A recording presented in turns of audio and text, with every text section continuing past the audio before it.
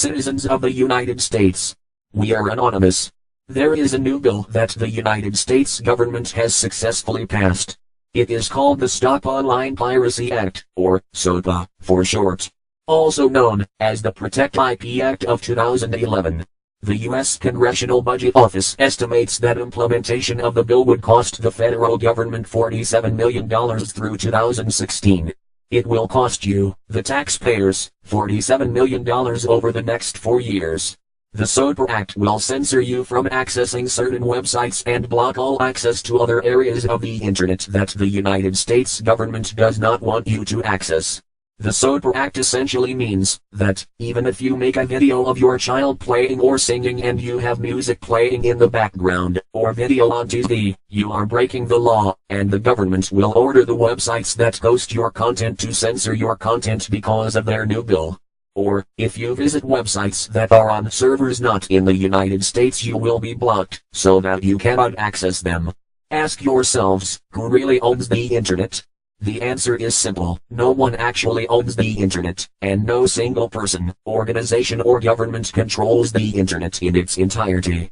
It is more of a concept than an actual tangible entity, and the internet relies on a physical infrastructure that connects networks to other networks.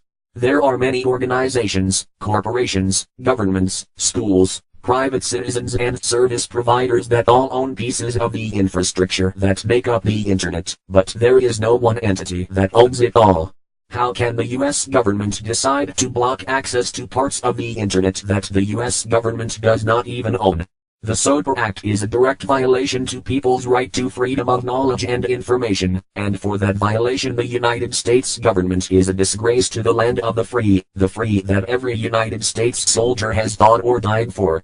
The United States government is essentially telling the people of the United States that they are free to do as the government tells them. If people do not follow their rules, they will arrest them for making an attempt to learn. But the government will tell the media that these people are getting arrested for acts of treason, domestic terrorism, or internet piracy.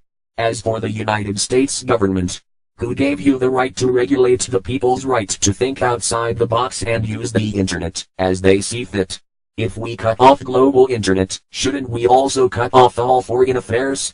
Should we hinder globalization completely? Perhaps all other world trade centers are acts of terrorism by existing, as they use the internet for commerce. The ambiguity of this bill should terrify you.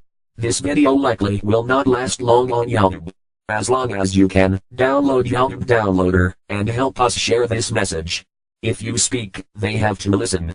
If they do not listen, their blatant disregard for the people will not go unnoticed, and is not acceptable.